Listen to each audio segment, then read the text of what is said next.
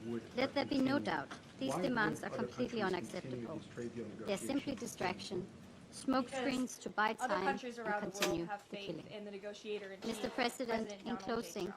And it is they now also high time probably for see how Russia to ridiculous come this to the ruling is, negotiation and they table understand to that the engage administration is seriously. going to win, and we As a intend start, to, and we already filed Denmark an calls for an emergency appeal. immediate We 30-day expect to fight this ceasefire. battle all the way to the Supreme Denmark will Court. continue These to other stand with countries should Ukraine also until know, and they do know, comprehensive, that the just, president and reserves lasting other peace tariff authorities. in line with the Section UN Charter is 232, achieved. for example, Ukraine to must ensure be that free America's to interests decide its own are future. being restored There around must the be world. But I can accountability confirm for the that our terrible ambassador and for China, widespread James Sinclair, suffering already heard from its countries people around have the world this endured. morning who said they intend We to cannot continue and we with will these not negotiations. remain Thank you. silent Thank in you, the face Caroline. of this suffering So many of the and president's this plans right now dramatic are being escalation. blocked by Thank you. courts. if the courts I thank are the going to be the representative ones of Denmark who for are her statement, shaping and I'll policy, give the floor to the does the representative of president France. wish he would have just become a judge instead? Monsieur le I Président, think the president President, would take this job over At the being outset, a judge, I'd like and to certainly the president thank is acting within his USG, authority. Ms. He wishes Rosemary judges would DiCarlo, as well So as the courts are basically Lisa telling you guys Dalton, they Director think of that OCHA. the Thank White you for your House's briefings. policies, the president's policies, President. are in some way against the law. every So day why can't Russia President chooses Trump to ask continue the its Republicans that attack control on the Ukraine. House and the Republicans that control the Senate No just to narrative can make a new law? conceal this blatant Well, fact. these There can laws be have already been no granted to the excuse president to by the justify it. Constitution and by laws that have The been people who previously are passed. So I'll dying give you another day in, example. day For out instance, we've been blocked in court, in this war are for the the victims of a revocation of deliberate, visas from renewed, and individuals who have the unjustifiable privilege of choice being studying made by in the Moscow. United States of America.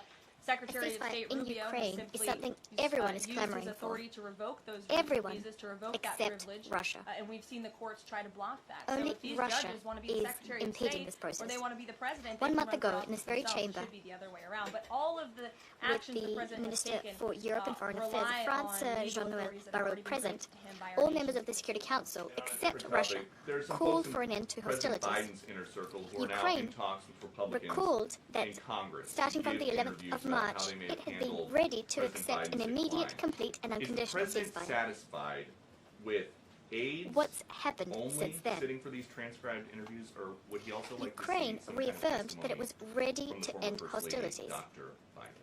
I think, frankly, The Ukrainians have been former First saying Lady this should certainly across speak the up board, about what she including at the saw highest in political level. regards to her President husband Zelensky and reiterated what in she Kiev on saw the and 10th what of she May knew, because I this think very fact, together with anybody the leaders looking of Germany, again at France, the videos Poland, and the photo UK. evidence of Once Joe again, Biden with your own eyes the and a Russian little bit of president common sense can see dodged the this issue. was a clear cover-up. Once And again, Jill Biden was he certainly refused complicit in that to cover-up. end There are his attacks. there's documentation, video evidence To divert of her attention clearly and to shielding her husband deliberately away from prolong the cameras. carnage, It he was called just for on The View direct last week. She negotiations was in saying Istanbul, everything is fine. She's still which he lying did not to the American attend. people. She still thinks President that the American Zelensky public was is there so stupid in that they're Turkey, going to believe her waiting lies. for President Frankly, Putin. It's insulting, and she needs to answer for it. Everyone knows this. In response to ceasefire proposals, the Russian Federation did not respond with a willingness to partake in real peace negotiations. Russia's vague engagements made to continue discussions.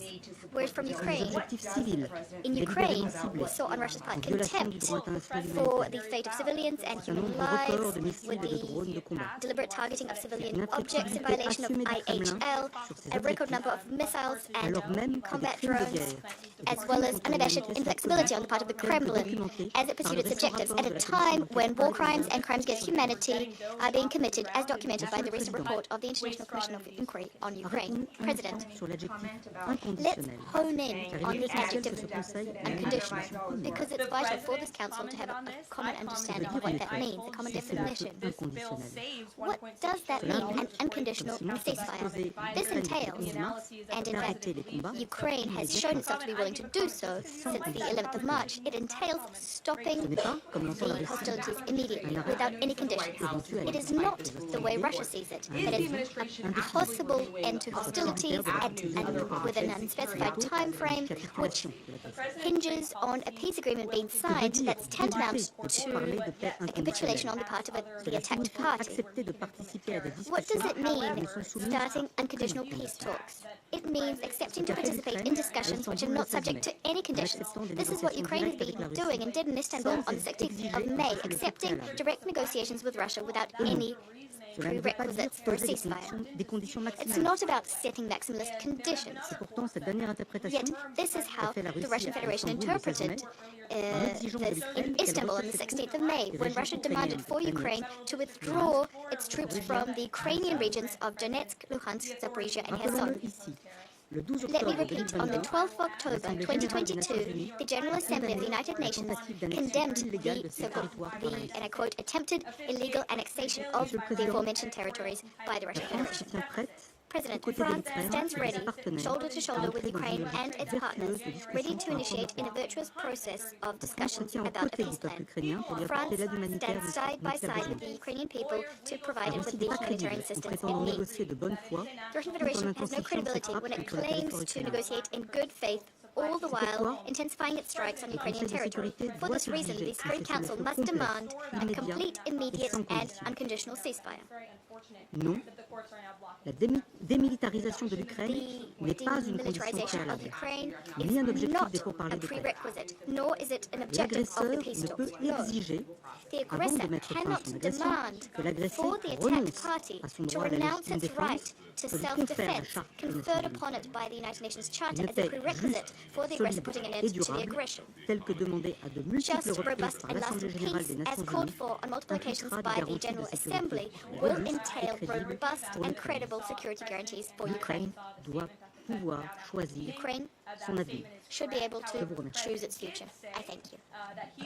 I thank the representative of France for his statement, and I give the floor to the representative of the United Kingdom. Thank you, President. I thank USG DiCarlo and Director Dalton for briefing us today. Colleagues, we convene today to address the situation in Ukraine as we collectively mourn the lives lost due to Russia's recent attacks. This weekend saw two of the largest mass air attacks of the war, back to back. Over 3 days, Russia launched over 900 drones and missiles at Ukrainian cities, reportedly resulting in the deaths of 30 people and injuring a further 150. And these deaths were not an accident.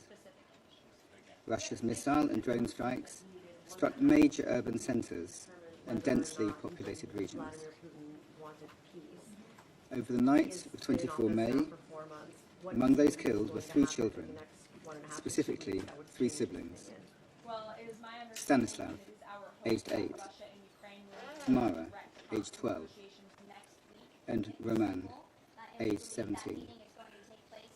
Each of them on the edge of a new chapter of childhood, adolescence, and young adulthood.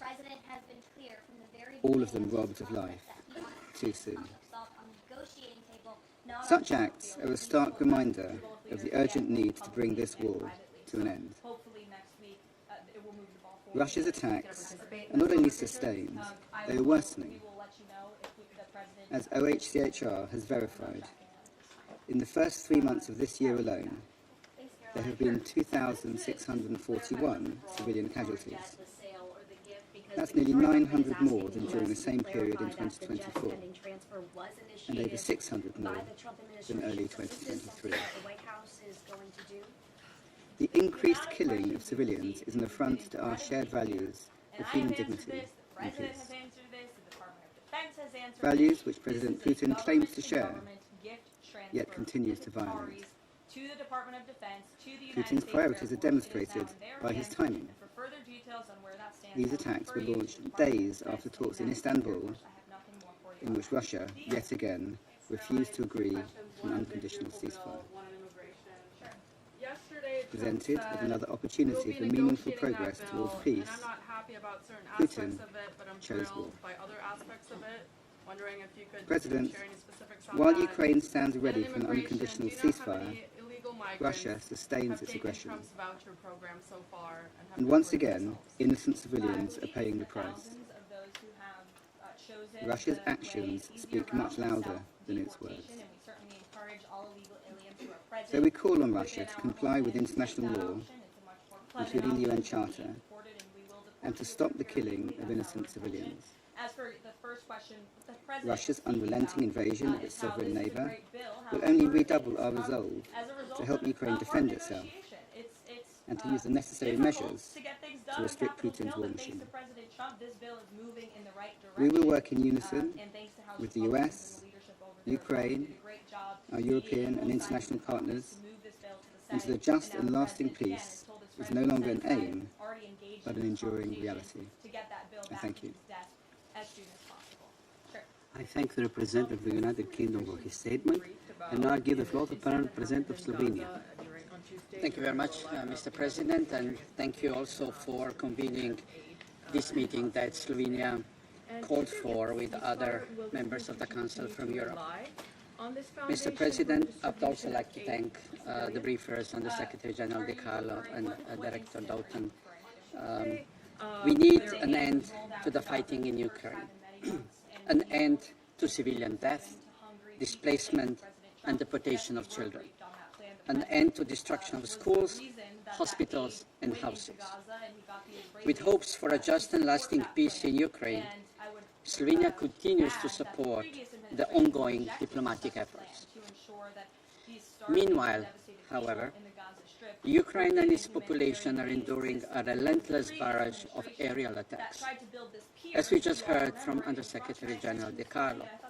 Last weekend, Russia launched a wave of large-scale airstrikes, hundreds of drones and missiles raining down on Ukrainian cities in the overnight attacks.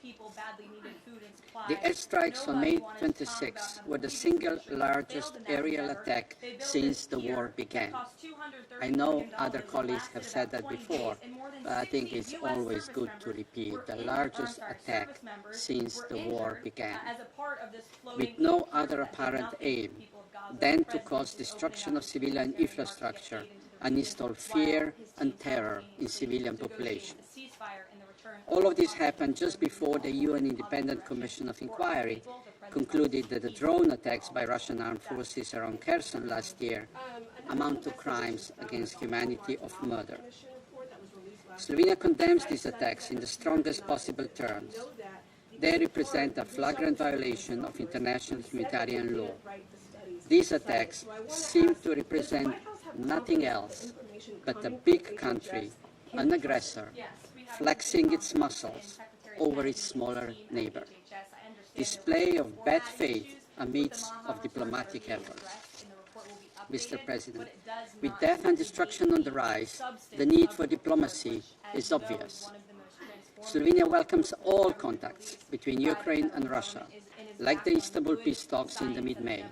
We welcome the agreement on the POW exchange in this regard. We underline, however, that the overall outcome is underwhelming. Russia has been claiming it wants peace for a very long time, but its actions speak otherwise. It has torpedoed all efforts towards stopping the fighting. It met Ukrainians' efforts towards a full ceasefire only with demands and conditions. To any onlooker, the situation is obvious. Ukraine is ready to silence the guns. Russia is not. Mr. President, we need a lasting and verifiable ceasefire that can pave the way to negotiations on enduring peace in Ukraine. With this in mind, Slovenia calls on Russia to stop hesitating and agree to a full and unconditional ceasefire. Ukraine and entire Europe want and need peace, not war, but peace. A peace that lasts and a peace that is just. A peace that is firmly anchored in the UN Charter and its principles. It is our duty to provide Ukraine with an opportunity to achieve it. Only this way, Ukrainians and their country can start to heal and hope for a better tomorrow. I thank you. I thank the current representative of Slovenia for his statement, and now give the floor to the representative of the Republic of Korea. Thank you, Mr. President. At the outset, I also would like to extend my gratitude to USG De Carlo and Director Dutton for their timely briefings. I also welcome the representative of Ukraine to today's meeting. We are meeting today at a critical juncture of both fragile premise and alarming peril. Indeed, 2 weeks ago, after nearly 3 years, Russia and Ukraine resumed ceasefire negotiations, a significant step made possible largely due to the steadfast mediation efforts led by the United States. Of particular note, both sides agreed to the exchange of 1,000 prisoners each, and this swap was successfully concluded on Sunday. This was one of the largest humanitarian measures since the onset of the war, offering deep solace to countless families who have endured prolonged separation. We earnestly hope that this will serve, however small, as a stepping stone toward building trust between the two warring parties. However, The path toward comprehensive and lasting peace still appears distant. As today's briefers have already explained in detail, just days after these negotiations, Russia launched hundreds of sustained, large-scale drone and missile attacks across Ukraine, killing and injuring innocent civilians and destroying homes, schools, and other infrastructure. Let us be clear once again that these unjustifiable attacks serve as a grim reminder the world alone will not stop the war, only action will. We reiterate that such massive and indiscriminate attacks against civilian and civilian infrastructure constitute clear violations of international humanitarian law. Mr. President, Ukraine has already stated its agreement to a full and immediate ceasefire. It is now Russia's turn to demonstrate its true sincerity and political will, not just through words, but through concrete actions. The reality is that negotiations cannot proceed in good faith while missiles and drones are continuously bombarding Ukraine cities. Partial or fleeting time constraints will not suffice. What is needed now is a complete and immediate cessation of hostilities. That is the only way to protect civilians and create the space for lasting diplomacy. We can no longer afford any further delay. Mr. President, as we have consistently emphasized, the war in Ukraine is not a distant or irrelevant conflict for the Republic of Korea. The large-scale transfer of arms and the deployment of 15,000 North Korean troops constitute a flagrant violation of multiple resolutions in the UN Charter. This collusion between Russia and North Korea not only seriously undermines international law and global norms, but also deteriorates global non-proliferation regime and directly threatens the lives and the security of innocent people in both Ukraine and the Korean Peninsula. Regrettably, it is no longer surprising the North Korean ballistic missiles are being used to kill and injure civilians in Ukraine. Furthermore, potential military assistance from Russia to North Korea and the combat experience being acquired by North Korean troops pose a serious and growing threat to the people of the Republic of Korea as well. As such, the illegal military cooperation between Russia and North Korea, in blatant violation of multiple UN Security Council resolutions, must cease immediately. Mr. President, we urge all members of this Council to speak with one voice to demand immediate and full cessation of hostilities and to insist the negotiations proceed in a manner that holds the UN Charter and the international law. The longer this war continues, the harder it will be to repair the damage to lives, to livelihoods, and to international peace. In this connection, we implore the international community to maintain the momentum needed to continue to push for an end to this senseless war, ensuring that both a ceasefire and peace are ultimately achieved. I thank you, Mr. President. I thank the representative of the Republic of Korea for his statement, and now I give the floor to the representative of Pakistan. Today. Thank you, Mr. President. Last night, the Trump administration faced another example of judicial overreach. Using his full and proper legal authority, President Trump imposed universal tariffs and reciprocal tariffs on Liberation Day to address the extraordinary threat to our national security and economy posed by large and persistent annual U.S. goods trade deficits.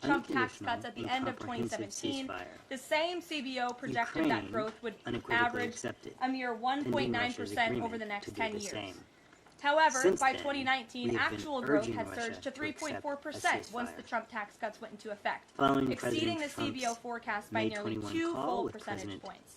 With The Russian CBO's President latest Putin, forecast the makes Russian the same Federation is anemic expected growth to provide assumptions a as they term did in sheet broadly 2017, outlining its missing the vision impact for a of the One ceasefire. Big Beautiful Bill. We will The judge CBO Russia's assumes long-term seriousness GDP towards growth ending of an the war, anemic not only 1.8%, by the and that is contents absurd. of that The term American sheet, economy but is more going to boom importantly, like never by Russia's before after the actions. One Big Beautiful Bill is passed. On that note, The largest we middle condemn class Russia's tax cut in decision history, over the past massive weekend to deregulation, launch and the some most of the aggressive largest domestic energy missiles exploration and ever drone will fuel small strikes businesses, against Ukraine further boost since the private beginning of the investment, war. increase workers' wages, This and supercharge disregard economic for human growth. life does The not Council of Economic demonstrate a Advisors desire has for factored in peace. the effects of It all must these pro-growth cease. policies and estimated in their On own the other analysis hand, that growth will average 3% in the long run after the One Big Beautiful Bill is passed, which is nearly double the ridiculous CBO projection.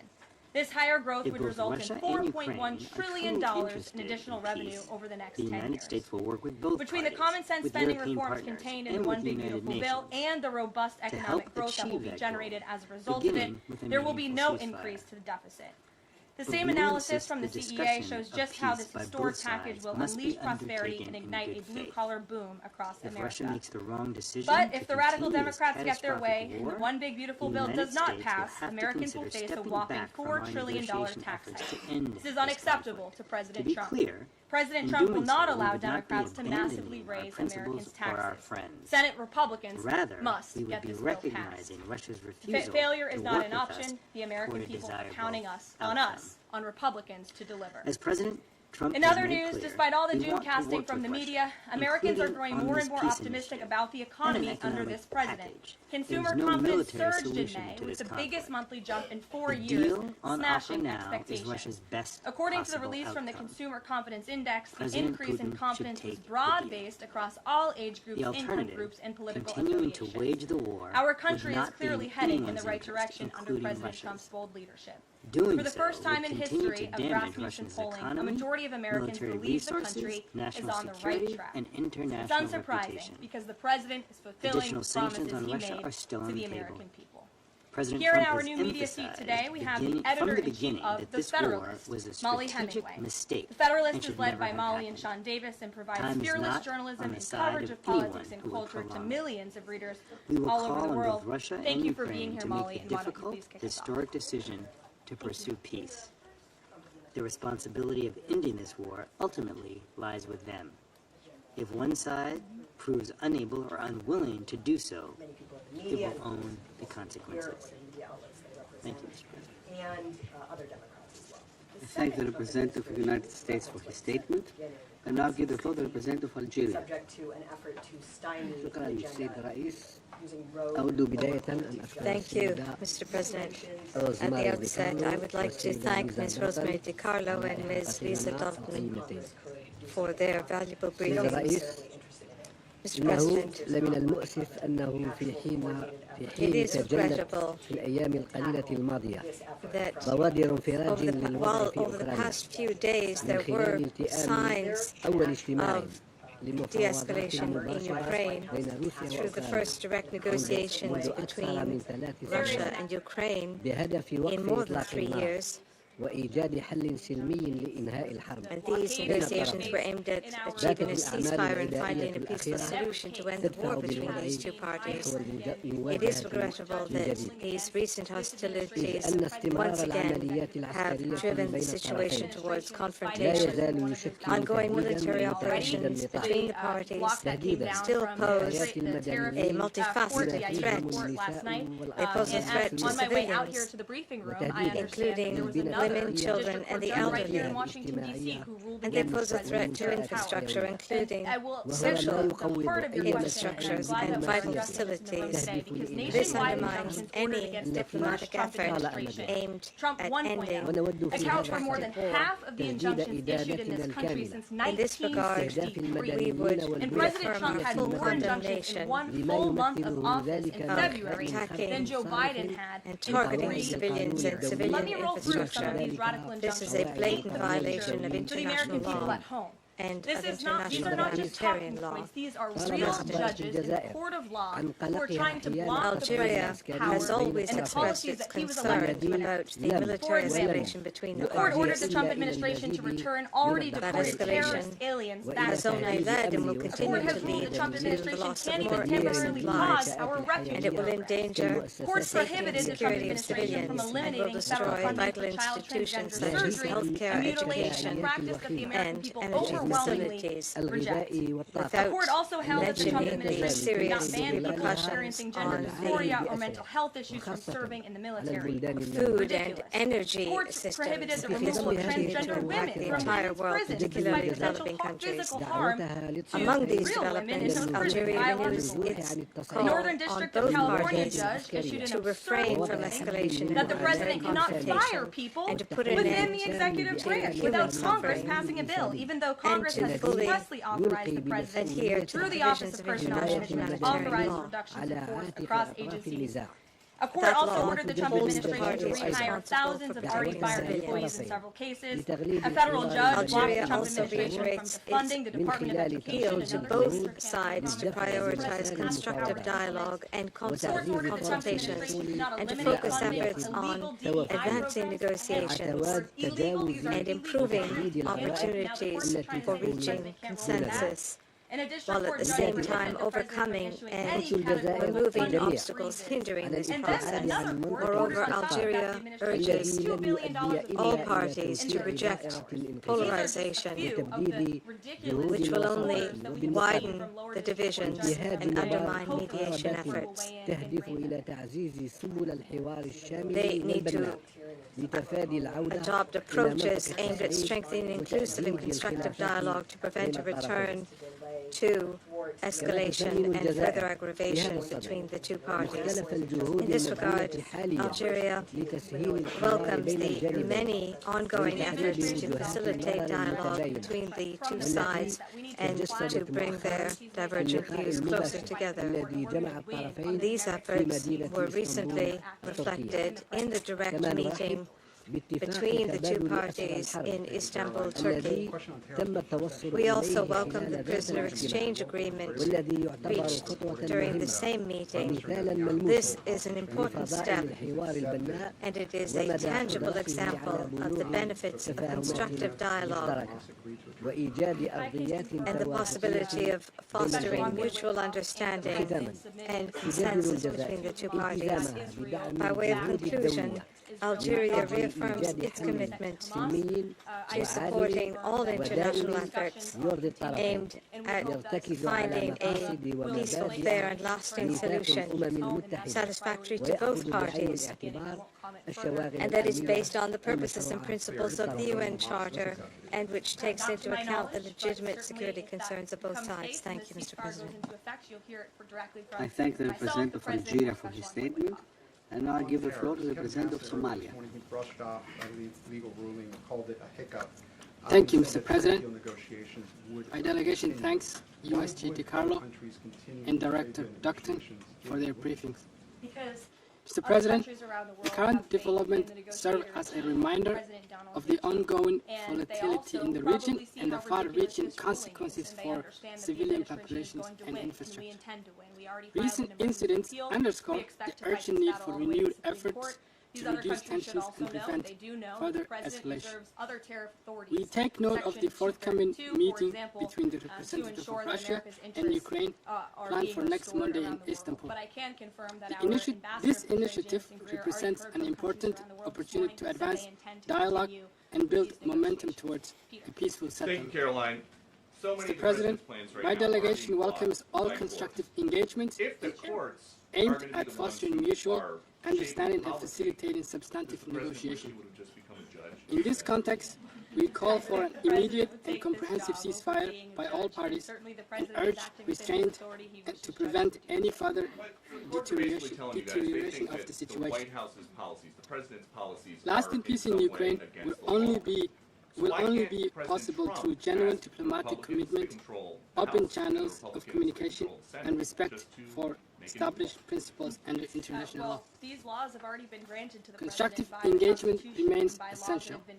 Only through sustained diplomatic efforts and willingness to compromise can a durable and just peace be achieved. In conclusion, Mr. President, Secretary of State Rubio has simply used his authority. My delegation reiterates its call for comprehensive de-escalation, renewed diplomatic engagement, and pursuit of negotiated, lasting peace in Ukraine. We stand ready to support all efforts that move us closer to this shared goal. Thank you. I thank the representative of Somalia for his statement, and now give the floor to the representative of China. President, I thank USG DiCarlo and Director Dalton for their briefings. Recently, Russia and Ukraine held direct negotiations in Istanbul and reached consensus on the exchange of prisoners. The prisoner swap has now been completed smoothly, and Russia and Ukraine will soon hold a second round of direct negotiations. China welcomes these positive developments and supports all efforts towards achieving peace. At the same time, the two parties to this conflict are still engaged in large-scale drone and missile attacks. The fighting shows no sign of stopping, and the number of civilian casualties continues to rise. This pains our hearts and is deeply worrying. It fully shows that the Ukraine crisis involves complex dynamics and problems and cannot be resolved overnight.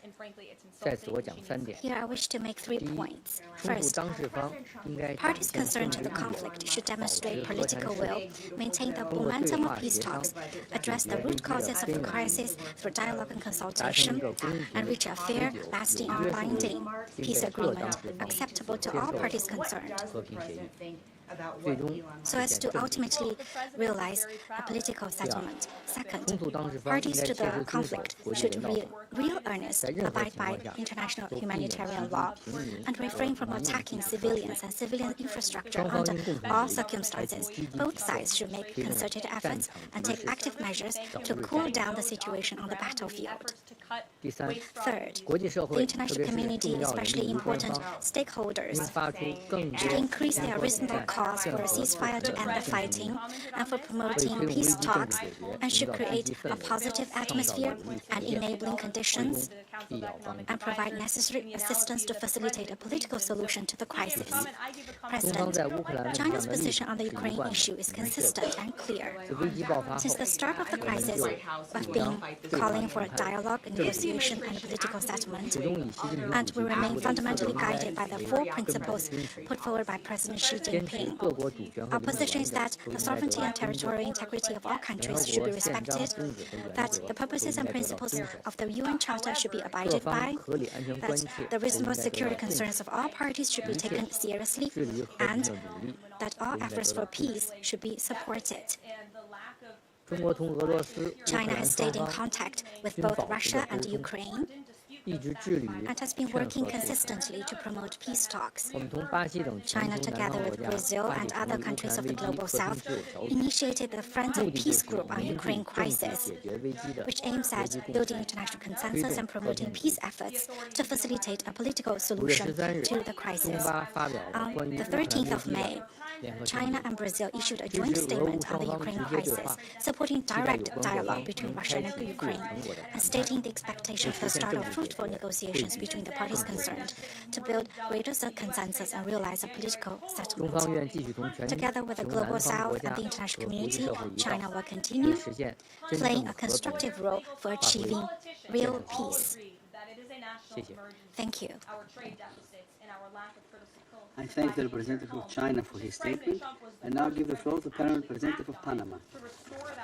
Gracias, señor presidente. Thank you, Mr. President. Panamá considera Panama believes el llamado a esta reunión that it was interesting to call for this meeting given the critical turn of events in the conflict in Ukraine. We are grateful to Ms. Rosemary DiCarlo, USG for Political and Peacebuilding Affairs, and Ms. Lisa Doughton, Director of Financing and Partnership Division, OCHA, for their briefings and their valuable contributions. We acknowledge the presence of representatives from the delegation of Ukraine, Czechia, Estonia, Poland, and Iceland, and the European Union. Panama reiterates its alarm at the protracted war in Ukraine, which continues to lead to the loss of human life, countless injured and displaced. As we have said on this and on other occasions regarding conflicts, relentless attacks against the civilian population, in those circumstances we urgently call for compliance with IHL. We therefore condemn recent attacks which, according to available reports, Russian forces carried out with missiles and drones for 3 consecutive nights on the 24th, 25th, and 26th 6th of May in Kyiv and other regions against civilian population and infrastructure. According to a communique by the High Commissioner Volker Turk, these attacks caused the death of 14 civilians, including 3 children, and injured some 88 people, of which 11 were children. A generation of children have been traumatized by the sound of air raid sirens and by the loss of their loved ones. This is a collective failure for humanity. Similarly, over the past weekend, a large number of long-range drones were launched against the Russian Federation by Ukrainian armed forces, injuring at least 11 civilians, according to Russian authorities. Panama reiterates its call for an immediate cessation of hostilities in unconditional respect for life, security, and dignity of the civilian population, and in respect of the sovereignty and territorial integrity of Ukraine. Resistance to a ceasefire is causing suffering for the civilian population, who is being held hostage by sustained attacks, and this has led to an increase of IDPs. According to figures from the United Nations Office for the Coordination of Humanitarian Affairs, by the beginning of 2025, there were more than 3.6 million IDPs. Political and diplomatic efforts have led to the start of efforts aimed at talks towards a peace process. It is therefore essential to continue with diplomatic efforts and to create a climate of trust and ongoing dialogue, and to abstain from any actions which will perpetuate the conflict and jeopardize the opportunities for political settlement. Similarly, the ability to negotiate in order to find points of convergence demonstrated in the recent repatriation of prisoners of war is a practice which must continue, always in accordance with the principles of IHL. Mr. President, the repercussions of this conflict are felt as well on the global economy and supply chains, exacerbating the many crises we as developing countries face, and therefore the international community needs to support any initiative leading to a peaceful solution. Panama encourages the parties to choose diplomacy as the only possible way to understanding and a commitment to just and lasting peace in Ukraine, pursuant to the provisions of the UN Charter and international law. Thank you. I thank the Permanent Representative of Panama for his statement, and now give the floor to the Representative of Sierra Leone. Thank you, Mr. President. I also thank USG DiCarlo and Director Doughton for their briefings. We welcome the participation of the representative of Ukraine in today's meeting. Mr. President, as the conflict in Ukraine moves beyond the 1,190, it is essential that the Security Council remains actively engaged in efforts to forge a path towards peace and bring an end to the conflict, which continues to claim innocent lives and cause widespread devastation. In recent days, attacks from densely populated areas across Ukraine have resulted in at least 13 civilian deaths and 65 injuries, including women and children. Several regions in Ukraine remain particularly affected, with the period of 24 to 28 May reported to be the most intense assault since 2022. Drone attacks targeting areas in Russia, including Moscow, and also signal an alarming escalation. The indiscriminate use of long-range missiles and drones on both sides underscores a troubling development, not in line with the principles of international humanitarian law and the imperative to protect civilian lives. Sierra Leone remains deeply concerned by the continuing escalation of retaliatory attacks, even as diplomatic efforts are underway to secure a ceasefire. After more than 3 years of active conflict, it is increasingly clear that a military solution is unattainable. Only a negotiated ceasefire and a comprehensive peace agreement, one that takes into account the legitimate concerns of all parties, will offer a pathway to sustainable peace. The humanitarian consequences of the conflict have been devastating. Since February 2022, a conservative estimate puts the number of casualties at approximately 45,001, including over 13,134 killed. Children remain disproportionately affected, with more than 220 killed or injured between January and April 2025, and many subjected to mental and psychological trauma due to the persistent threat of violence and disruption of essential services, including education. We reiterate our call for the return of Ukrainian children who have been forcibly removed or separated from their families.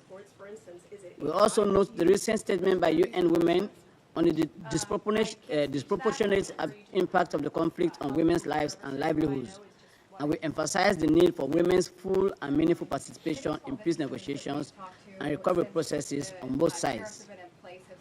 Mr. President, approximately 12 million people in Ukraine require life-saving humanitarian assistance this year. We commend the bravery and dedication of humanitarian workers who continue their efforts despite ongoing risks. Sierra Leone deplores the killing of 2 humanitarian workers and the injury of 16 others during the months of March and April. The protection of civilians, including humanitarian personnel, must remain an essential obligation in accordance with international humanitarian law and the fundamental principles of human dignity. The widespread destruction of critical infrastructure, including healthcare, education, water, energy, and gas facilities, has deepened an already dire humanitarian crisis. The World Bank has estimated this year's damages at approximately $176 billion, with long-term reconstruction and recovery projected at around $525 billion over the next decade.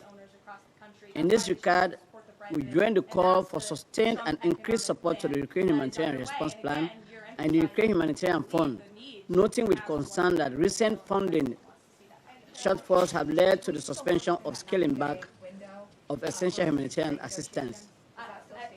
Mr. President, in light of the enduring and far-reaching consequences of this conflict, Sierra Leone urges all parties to recommit to meaningful ceasefire and peace negotiations.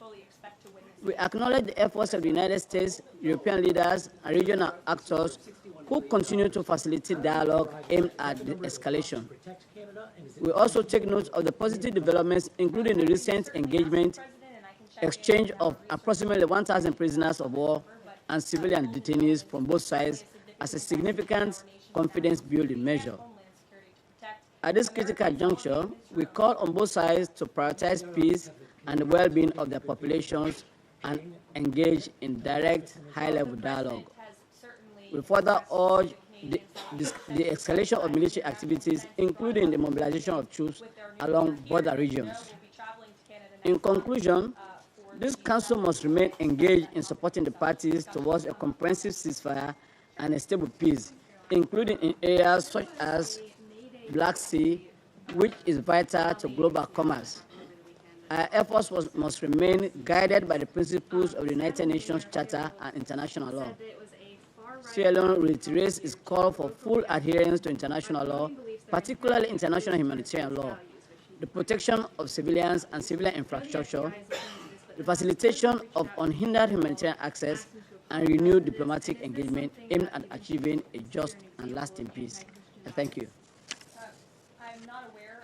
I thank the representative of Sierra Leone for his statement, and now give the floor to the representative of Guyana. Thank you, Mr. President. I thank USG DiCarlo and OCHA Director Lisa Doughton for their updates, and welcome the participation of the representatives of Ukraine, Czechia, Estonia, Poland, Iceland, and the European Union in today's meeting. Mr. President, like clockwork, this Council knows that every month we will meet to discuss the situation in Ukraine. Some months, as many as 4 times.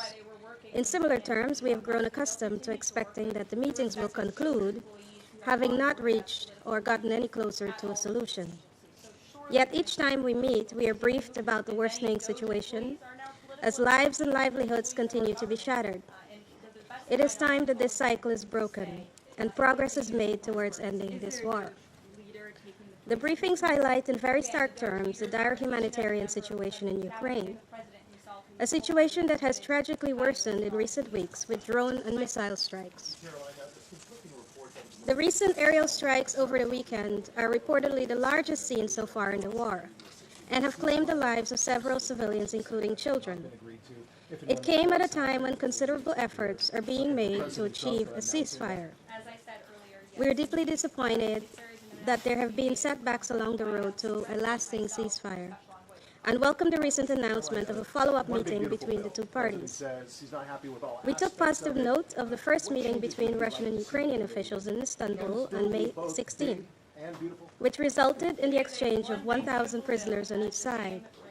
We welcome such efforts, which we hope will ultimately lead to a ceasefire and a much-needed respite for the Russian and Ukrainian people. Mr. President, on the humanitarian situation, Guyana deplores the continued killing and maiming of civilians and calls for an immediate end to the indiscriminate attacks. International humanitarian law is clear. Conflict parties must take all feasible precautions to minimize civilian harm. Guyana continues to stress that the consequences of such violations of international law are not confined to borders and cannot be left unchecked.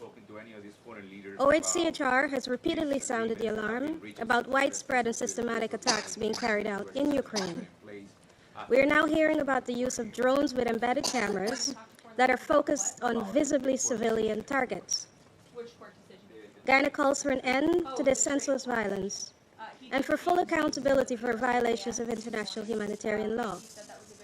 We also reiterate that central to achieving a permanent ceasefire in the current context is the need to reach an agreement on the immediate cessation of hostilities, unimpeded humanitarian access, including to the temporarily occupied territories, and the provision of necessary security guarantees inter alia.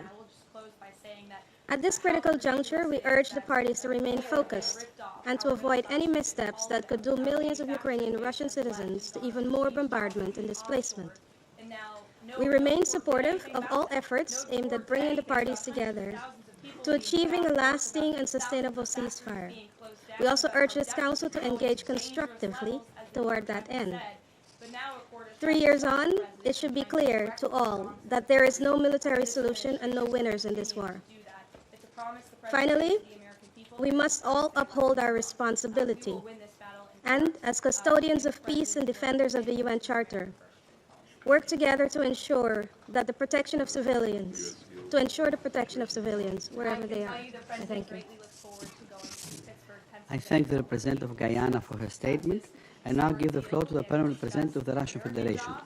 Mr. President, we'd like to once again state for the record that we completely disagree with the President's approach that is inviting delegations to today's meeting under Rule 37 and 39. Aside from Ukraine, there are 5 more delegations that are either NATO members or EU members or their allies. Every time these delegations spend at least half an hour of our precious time given a budget deficit at the UN. Very valuable time of the Security Council.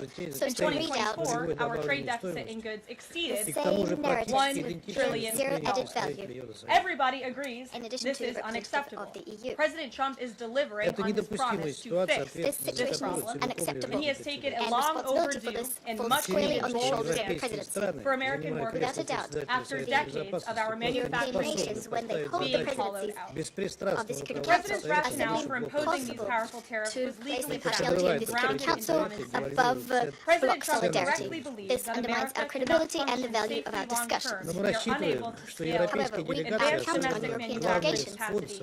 However, our own especially the main critical sponsors supply pumping chain the Kiev and our regime full defense of weapons. industrial base is dependent on We hope foreign they will adversaries. also Three ask judges to speak of the tomorrow U.S. Court of at the International briefing we Trade requested disagreed, on the brazenly theme abused of their judicial the power to European usurp attempts the authority to of thwart President the Trump, peace process to surrounding stop him from Ukraine. carrying out the mandate that the American people We have gave. a lot These of judges questions, failed and we to will be acknowledge that the expecting President answers. of the United States has Unexpected restored foreign answers. affairs powers and authority given to him by Congress to protect the United States do have the economy hope that the and EU national will security. answer at least some of them. Congress had created the National Emergency Not Act as to part of provide a the congressional framework to strike down improper IEEPA EU, use. NATO And any questions over whether event President Trump organized by them improperly for their imposed these purposes. IEEPA tariffs were already adjudicated in Congress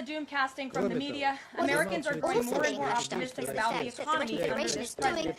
Consumer confidence surged only in with the biggest monthly jump in massive 4 and years, deliberate shelling smashing on the part of the Kiev expectations. regime of According to the peaceful release Russian from the cities. Consumer Confidence Index, Thus, despite the fact that the Russian Federation called a 72-hour ceasefire to mark the 80th anniversary of the victory of fascism between 8th and the 11th of May, For the first time in over history of 14,000 violations, a majority of over Americans believe the 4,000 country is on the attacks right track. by It's on the artillery, right tanks, and because the mortars, president 62 fulfilling attacks promises he using made MLRSs, Here in our new media team today, we have the 9,900 editor-in-chief of The strikes and Federalist, releases of munitions Molly from Hemingway. UAVs. The Federalist is led by Molly and We Sean Davis. recorded 5 attempts to break through Russia's state border in the Belgorod and all over the world. Kursk regions, Thank as you well for as being here, 37 Molly. attacks You wanna- waged by the Ukrainian armed forces.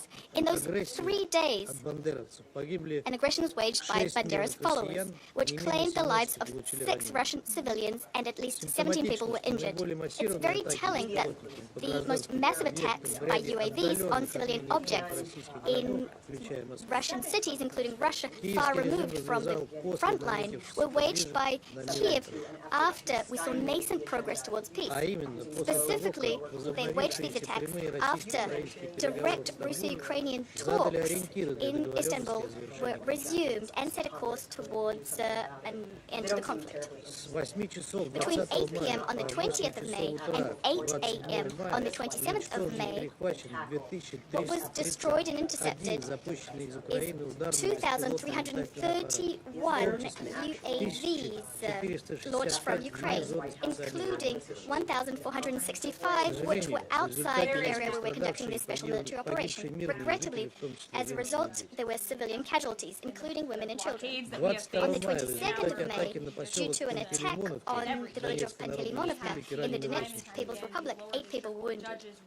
On that very same day, in the Vasilyevsk municipality in the Zaporizhia region, owing to a UAV strike, a woman died. She was born in 1990. 4 children were wounded. The Ukrainian armed forces also struck and as on my way out here to the briefing civilian room, I objects in understand that there the was city of another Lvov in the district court Kursk judge right here in Washington, Oblast using HIMARS, and 16 people were wounded, including 2 children. And as we get to the heart of your question, Plans and I'm concocted glad by that we're Zelensky addressing this and in the room Zelensky today. and his This accomplices is are why plain and clear. Their goal is to trick and to disorient President account for more Trump, than half who of the is injunctions taking issued in this decisive country steps since towards peace. 1960. At any cost, they President want to Trump had return the more United injunctions States, in one which is full month of office in February hundreds of billions than of Joe dollars, Biden had helping in 3 Ukraine to years. And let me roll return through the some of U.S. these to an radical anti-Russian and injunctions to Russophobic paint the course. picture for the American We will people at discuss home. their This methods is and not, these are not just tactics talking and points. These details are real judges in the court tomorrow, of law which are who are aimed trying to at block undermining the president's efforts power of Russian and the policies that he was other elected regional to enact. mediators' For efforts. example, We'll the do court this ordered tomorrow, the Trump which we administration to requested a return topic on a already specific, deported meeting terrorist on this aliens topic. back We to the won't do United that now. States. What A I court will has say ruled the now Trump administration can't even temporarily promoting pause our Ukrainian refugee and program. Western lies about Courts Russia is prohibited the increasingly Trump difficult administration from because eliminating the federal funding for actions child of the transgender Kiev surgery regime, and mutilation deliberate practices choice that the American people that is overwhelmingly war and reject. the A court further also held suffering that the of Trump their administration should not citizens ban people speak volumes. experiencing gender What's also dysphoria or absolutely mental clear health are issues the serving peace in the initiatives and military. concrete steps being taken by the Russian leadership. Courts We prohibited intend the to removal of transgender continue women from women's pursuing this prisons by course, potential as well as to physical continue harm a serious to real direct women in negotiation her process with biological Ukraine, which Northern District of Ukraine California itself judge issued suspended in April that the president 2022, cannot egged fire on people by the British Premier within the Boris executive Johnson branch without Congress and passing a bill, even though like-minded Congress has Russophones. expressly authorized the president The through the outcome of Office this of process Personnel should be a Management, decision, or rather a solution, which would A reliably court also ordered the address Trump the root causes administration of to the Ukrainian rehire conflict and thousands the of threats to the already security of my fired country employees in emanating from several Ukraine. A federal judge blocked the Trump administration Ukraine from funding the Department of Education. We've been invited to meet in Istanbul on the 2nd of June and to discuss the content of our memoranda regarding approaches to the negotiation process. While Kiev continues attempting to prolong the war and to provoke Russia striking at residential and civilian infrastructure on our territory, while they do that, we will continue our special military operation and we will continue destroying objects linked to Kiev's military capabilities. No new anti-Russian sanctions, nor deliveries of weapons to Ukraine or any other hostile steps vis-à-vis Russia will be able to prevent the inevitable military defeat of the Zelensky regime. The ball is in Ukraine's court. either peace talks followed by peace, or the unavoidable defeat of Ukraine on the battlefield, or different conditions for the conflict's end. I thank you. Is it going to be anything more than that, or is it just going to let this operation? I thank the Permanent Representative of the Russian Federation for his statement. I shall now make a statement in my capacity as representative of Greece. I would like to thank Undersecretary Di Caro and OCHA Director Dalton for the detailed briefings. Colleagues, it has already been a month since the Council was last seized of the war in Ukraine. One would hope that in the meantime, peace talks under the US-led initiative would have borne tangible results. After all, the United States and Ukraine agreed to a full, immediate and unconditional ceasefire almost 3 months ago, and all parties to the war, including Russia, have declared their intention to achieve a peaceful settlement. Yet, this ceasefire still eludes us from Russian responsibility. Instead of building on the promise of peace, there has been a continuation of deadly attacks in May, while noting that April, according to verified data of the Human Rights Monitoring Mission in Ukraine, becomes a deadly month not only for Ukrainian civilians in general since September 2024, but particularly for children since June 2022. As the UN Humanitarian Coordinator has stressed, across Ukraine, no place is safe. We echo the Secretary General's condemnation of the latest attack and join our voice with the overwhelming majority of the UN membership, which in multiple General Assembly resolutions have demanded the cessation of hostilities and the return to peace in full respect of international law and the UN Charter. Greece condemns any targeting of civilians and civilian infrastructure as a clear violation of the basic tenets of international humanitarian law and demands accountability for the perpetrators and justice for the victims. In this regard, we commend the role of UN agencies such as UNICEF for the multifaceted support to civilians and in particular to children, as well as the tireless efforts and courage of humanitarian workers who have also suffered increased casualties these last months. Colleagues, regrettably peace efforts, culminating in the attempts at direct bilateral negotiation on May 16, did not produce any breakthrough. On the contrary, they have so far further confirmed Russia's intransigence. At the same time, the agreement for the largest exchange of prisoners of war and civilian detainees between the two sides since the start of the war is a welcome development and the only tangible delivery of the negotiation. In closing, let me reiterate that Greece's stance through this 39th month of war has been principled and consistent in favor of international law, including international humanitarian law and the principle of the UN Charter. In that respect, we reiterate that a full, immediate and unconditional ceasefire should remain our first priority on the way to our ultimate goal of achieving, firstly, a permanent cessation of hostility, secondly, a just, comprehensive and lasting peace achieved through inclusive diplomacy in line with the UN Charter and international law that upholds Ukraine's sovereignty, independence and territorial integrity, and thirdly, security guarantees that will prevent the recurrence of war. I thank you. I resume now my functions as President of the Council, and I now give the floor to the representative of Ukraine. Thank you, Mr. President. I express gratitude to the Greek presidency for convening today's Security Council meeting, and thank USG Di Carlo and OCHA's representative, Ms. Doughton, for substantive briefings. Today is already the 1,191st day of Ukraine's resistance against the Russian Federation's illegal, unprovoked, and unjustified full-scale military invasion. Russia's aim remains unchanged: to subjugate Ukraine militarily, seeking control over our entire nation to further its imperialistic ambitions. Failing to achieve these objectives independently, it enlists support from authoritarian regimes such as the DPRK and Iran. Moreover, Ukrainian intelligence has confirmed that China is supplying special chemicals, gunpowder, and machinery to 20 Russian military factories, and this cooperation must cease immediately. Ukraine continues to defend itself in full accordance with Article 51 of the UN Charter. We are grateful for the unwavering support of the European and American and other partners and allies, which bolsters our defense capabilities. Simply put, Ukraine did not initiate this war, nor do we desire its continuation today. On its part, Russia could end its aggression at any moment, but persistently rejects all credible paths to peace. Mr. President, Ukraine has consistently demonstrated commitment to diplomacy and remains open to any format that can yield tangible results. We supported the U.S. proposal for a 30-day full interim unconditional ceasefire agreed upon in Jeddah on 11 March. Ukraine firmly believes that at least 30 days long ceasefire must be the first step towards negotiations on just and lasting peace. We reaffirmed this proposal multiple times, but Russia consistently refuses to accept it. Russia's actions clearly indicate its unwillingness for peace. On 20 April, despite media reports of Russia's alleged readiness for so-called Easter ceasefire, Russian forces carried out 1,882 shelling attacks, conducted 33 multiple launch rocket system strikes, and deployed 957 kamikaze drones against Ukraine. Russia again declared solely through media channels its readiness for a ceasefire since 8 till 10 May. In practice, it launched 115 airstrikes, dropped 197 guided aerial bombs, carried out 12,100 shelling attacks, including 187 by multiple launch rocket systems, and targeted civilian infrastructure with 7,303 kamikaze drones. This is what Russia's so-called ceasefire entailed. On 10 May, Ukraine, alongside European leaders from France, Germany, Poland, and the United Kingdom, supported by the US and other partners, called Russia again to agree to a 30-day ceasefire. The collective will of Ukraine and its partners was clear. If the Russian Federation refused, robust sanctions would be imposed on Russia, particularly targeting the energy and banking sectors. Russia's response was to reject an unconditional ceasefire and instead demand direct negotiations with Ukraine in Turkey. We are not afraid of talks. We are for constructive talks.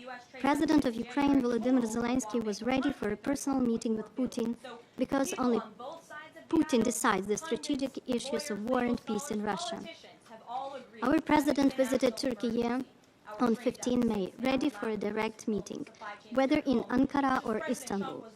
Putin, however, refused to attend, sending a low-level delegation lacking decision-making authority. Despite this, a high-level Ukrainian negotiating team, headed by Defense Minister Rustem Umerov, was ready to discuss the ceasefire.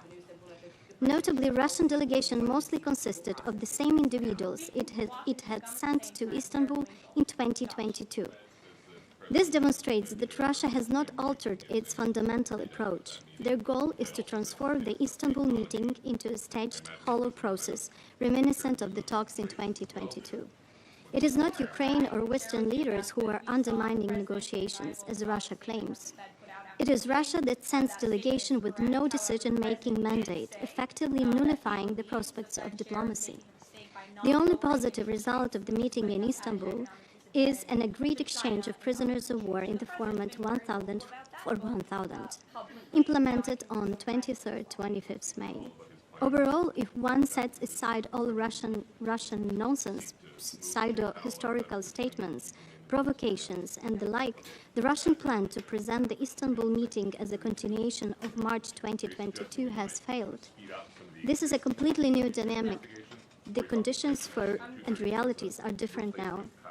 In order to overcome the current diplomatic stalemate, there is a need for a meeting at the leaders' level, and President Zelensky has repeatedly reaffirmed his readiness to meet with Putin at any time and at any mutually agreeable location.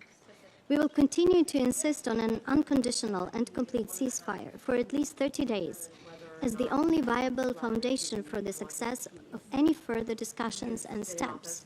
However, Russia is now trying to buy time in order to continue its war and occupy more Ukrainian land. It continues to intimidate and terrorize Ukrainian civilians by attacking the critical infrastructure and residential areas. All of this sends a clear signal. Russia does not desire to end this war and is neither willing nor ready for genuine negotiations. Russia's actions warrant full-scale pressure to limit its military capabilities and to push it toward real peace. The Istanbul meeting and its follow-up cannot and will not serve as an excuse not to increase pressure on Russia. On the contrary, it is proof of why such pressure is urgently needed. The strength of this pressure is inversely proportional to the Russians' willingness to be constructive and embark on a genuine peace process. Mr. President, the Russian Federation continues to escalate its brutal and systematic attacks on civilians across Ukraine. Day and night, Ukraine endures relentless waves of deadly drone and missile strikes. In May, their scale and intensity have reached unprecedented levels of devastation. On 24th and 25th May, the Russian Federation executed one of the largest combined assaults since the onset of its full-scale aggression, launching 83 missiles of various types and 548 drones against civilian targets across Ukraine.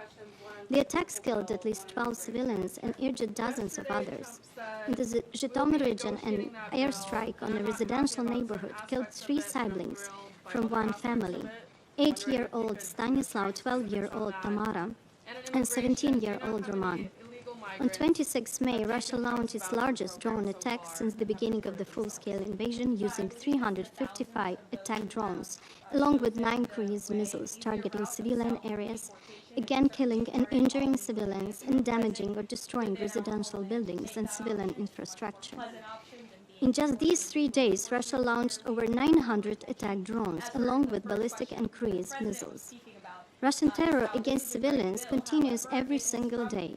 Today, Russia launched an airstrike on the village in the Zaporizhzhia region, using guided bombs. The attack killed at least 2 civilians and injured 3 others. More than 50 homes are damaged and 5 were destroyed, and nearly 600 households lost electricity. These strikes lack military logic, and the aggressive state is gaining nothing. They are clearly intended to terrorize the civilian population, inflict widespread destruction, and reflect a blatant disregard for international humanitarian law and a profound contempt for diplomacy. They also represent a deliberate political decision, Putin's decision to continue his war of aggression. Each such terrorist attack justifies the imposition of new strengthening sanctions against the Russian Federation. The silence of the international community only emboldens Putin. These ongoing attacks underscore the urgent need for continued and expanded support to protect Ukrainian civilians from indiscriminate violence. We are deeply grateful to every partner and ally assisting Ukraine in strengthening our air defense capabilities. The timely delivery of air defense systems saves lives. Ukraine welcomes the recent report by the UN Commission of Inquiry in Ukraine, which for the first time documents Russia's systematic drone attacks against civilians in the Kherson region. This inhuman tactic of terror has continued for a long time and must not go unpunished. Threats to Ukraine's civilian population represent a new and troubling aspect of modern warfare, potentially setting a precedent for future full-scale conflicts. A defining feature is the constant, direct threat of missile and long-range drone attacks across the entire country, even in regions over 1,000 kilometers from the front line. This sustained threat not only endangers civilian lives, but also severely impacts the psychological, security, and socio-economic well-being of the population. It is an integral element of Russia's military strategy that must be duly addressed within the UN broader efforts and discussions on the protection of civilians in armed conflict. Mr. President, let's remind that thousands of Ukrainians, both civilians and military personnel, remain imprisoned in the Russian Federation or in temporarily occupied territories of Ukraine. Many were captured before 2022. They continue to be subjected to torture, inhuman and degrading treatment, and conflict-related sexual violence, in flagrant violation of international humanitarian law and human rights law.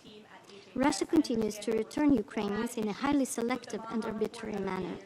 Ukraine demands immediate and unconditional stop of all torture and ill treatment of detainees, and full adherence to the Geneva Conventions on the treatment of prisoners, as well as compliance with the UN standard minimum rules for the treatment of prisoners, the Nelson Mandela Rules, and the Bangkok Rules, which set gender-specific standards for the treatment of women in detention. Mr. President, the situation at the Zaporizhzhia nuclear power plant remains critically difficult, where all the 7 indispensable pillars for ensuring nuclear safety and security during an armed conflict continue to be systematically violated. Moscow blatantly disregards international diplomatic efforts, including by the United States, aimed at ending Russia's war of aggression and ensuring global nuclear safety.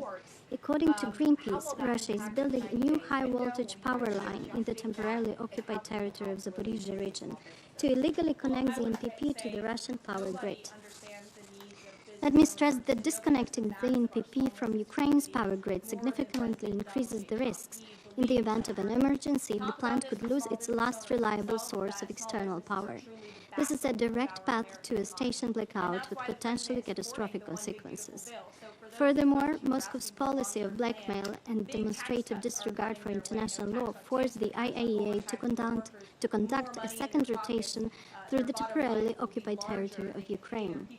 We insist that despite Russian pressure, the IAEA remains committed to the principles of international law, in particularly the inviolability of Ukraine's sovereignty and territorial integrity, and does not recognize any changes in jurisdiction over the NPP. Ukraine urges the IAEA and the international community to respond to these actions by the Russian Federation decisively. The rotation of IAEA personnel should be carried out exclusively through the territory controlled by the government of Ukraine until the NPP is fully returned to its rightful owner in Ukraine. Mr. President, achieving peace at any cost will not end the war. A comprehensive, just, and lasting peace must rest on a fundamental respect towards non-negotiable principles. We repeat, Ukraine will never accept and recognize any part of its temporarily occupied territory as Russian. We will not tolerate interference in sovereign decisions, including our defense or alliances. There must be no appeasement of the aggressor. Such attempts only embolden future aggression. Russia is not signaling any genuine intention to stop its war. Therefore, we see no alternative but intensified international pressure, political, military, and economic. Sanctions must be expanded and strengthened. Russian oil, its shadow tanker fleet, financial networks, and its military industry must all be targeted. Russia is facing a moment when it needs to prove its seriousness. We need concrete decisions, first and foremost, regarding an unconditional and complete ceasefire for at least 30 days. Ukraine is ready to work for peace. Russia must also show that it is ready. As a confidence-building measure, we propose the immediate and unconditional return of all abducted Ukrainian children, prisoners of war, and detained civilians. For peace to endure, just must prevail. We welcome progress by the core group on establishing a special tribunal for the crime of aggression against Ukraine. Technical work on the necessary legal instruments is complete. Mr. President, at the heart of global peace and security lies the Charter of the United Nations. Upholding it is not optional, it is our collective duty. That is the standard by which each member of this Council and indeed the international community will be judged. Yet today we witness a great distortion of that duty. The Russian Federation, still present in the Soviet permanent seat, is using its status not to preserve peace, but to shield its war of aggression against Ukraine. This abuse strikes at the core of the international system we are all meant to uphold. Ukraine, for its part, seeks a just and lasting peace, one rooted in the principles of the UN Charter and reinforced by binding long-term security guarantees. Peace cannot rest on words alone, and particularly because words do not work with Moscow. It requires concrete steps, an immediate and just ceasefire, sustained diplomatic engagement, and the establishment of a credible security architecture centered around effective security guarantees for Ukraine that will prevent the recurrence of aggression. This is why Ukraine is working with all partners, the United States, the European Union, and all international partners, to build a broad-based, principled coalition for peace. But to succeed, the international community must act with unity and resolve. Now is not the time for hesitation. Now is the time to increase coordinated pressure, not merely to influence the course of Russia's war of aggression, but to bring it to a close and to secure peace for all our future generations. I thank you. One big beautiful bill. President says I thank the representative of Ukraine for her statement, and now give the floor to the permanent representative of Czechia. Can this bill be both big and beautiful? Well, thank you, Mr. President. Let me begin by thanking the Greek presidency of the Security Council for convening this important meeting. We stand at a critical juncture, a moment that demands we decide whether the senseless killing and suffering of civilians in Ukraine shall continue, or whether we shall finally see an end to Russia's illegal and unprovoked invasion, now in its 12th year. The choice before Russia is stark and simple. No amount of diplomatic sophistry or propaganda can obscure this fundamental question. Is Putin's Russia prepared to end the death and suffering it has inflicted upon Ukraine? Ukraine has demonstrated its commitment to peace through actions, not merely words. President Zelensky has repeatedly stated Ukraine's readiness for an immediate, unconditional 30-day ceasefire and the commencement of talks to end this war permanently. No strings attached, no preconditions. Meanwhile, Russia continues to play for time. When Russia's president suggested direct talks, Ukraine's president accepted without hesitation, ready to meet his counterpart face to face. Yet, while Ukraine stretches out its hand, the Kremlin bides its time. I invite you to draw your own conclusions about who genuinely seeks peace and who perpetuates killing and suffering. The past several days have reminded us yet again of Russia's true intentions. We have witnessed the relentless escalation of aerial attacks against Ukrainian cities that kill innocent civilians, including children, and devastate civilian infrastructure with calculated cruelty. The time has come to end Russia's invasion of Ukraine. Czechia joins others in calling upon this Council and the wider international community to help create the conditions for a just and lasting peace in Ukraine, a peace that upholds the UN Charter and all relevant General Assembly resolutions. Ladies and gentlemen, peace cannot be dictated by the aggressor. Ukraine's sovereignty, territorial integrity, and right to choose its own future must be guaranteed. Last night, the Trump administration faced another Mr. President, example of judicial the path forward overreach. is clear. Using his full and The proper choice legal is Russia's authority, to make. President Trump imposed The world is universal watching. tariffs and reciprocal End the tariffs invasion, on Liberation respect Day international to address law, the extraordinary silence the guns, threats to our national sit down at the security table and in good economy faith, posed by end large this and now. persistent annual Thank you, U.S. Mr. goods President. trade deficits. The United I States thank has the run a parent trade representative deficit of of Czechia goods for his every statement, year since and now give the floor to the 1975. parent representative of In Estonia. 2024, our trade deficit in President, goods I have exceeded the honor to speak on $1 behalf of the three trillion. Baltic states, Latvia, Lithuania, and my Everybody own country, agrees Estonia. this is We unacceptable. align ourselves President with the Trump is statement by the delivering on his European promise to fix I would like to this thank problem, briefers for their and he has valuable taken a input. long overdue President, and much needed bold There stance hasn't been a day for American since the workers beginning of the Russian after aggression decades of when our Russia has manufacturing not base bombed Ukraine. being hollowed out. Even this The last president's weekend, rationale for while imposing these Russia powerful claims tariffs that was it is legally sound actively and pursuing grounded in peace, common sense. it conducted President the Trump most correctly believes intense that wave of America cannot aerial function attacks safely against long-term Ukraine if we are unable since the to beginning scale of the aggression. advanced domestic manufacturing Using roughly capacity, 1,000 have our own drones secure and critical missiles supply chains, and to our defense deliberately industrial attack base is dependent on civilians foreign and civilian adversaries. infrastructure. Three This terror judges of the should be U.S. Court of condemned by International all Trade who claim disagreed to and stand brazenly for abused their peace judicial and power to justice. usurp the authority of President President, Trump to stop Since him from carrying Russia's out the aggression, mandate that the Ukraine American has people gave him. repeatedly expressed These its judges unwavering failed to acknowledge commitment that the and President of the political United will States has core to reach foreign a affairs comprehensive, powers and just, authority and given to him lasting by peace Congress in to line protect with the the United UN States Charter, economy international and law, national and security. relevant UN General Assembly Congress had resolutions. created the National Emergency Act Ukraine to provide the agreed to congressional a full framework to and strike down unconditional improper IEEPA ceasefire use. proposed by And the any United questions States. over whether President Trump President improperly Zelensky imposed these expressed IEEPA tariffs readiness were to already meet with adjudicated in Putin Congress to discuss following peace. Liberation Day. But Russian side Congress ignored this firmly rejected opportunity, an effort led sending by a sham Senator Rand Paul delegation and to the Democrats meeting to instead. terminate the president's reciprocal We tariffs. see Kremlin The courts should have no dragging role its here. feet There is a and troubling using and all dangerous sorts trend of of fabricated unelected judges excuses, inserting themselves while into the raising presidential already decision-making unreasonable process. demands even America further, cannot function making if it President clear Trump that or Moscow any has other no president, interest for in that agreeing matter, to a has their real sensitive ceasefire in diplomatic or Ukraine. trade negotiations railroaded How by long activist do we judges. have to endure this President Trump is drawn-out in the process routine, of rebalancing all the while America's Russia trading keeps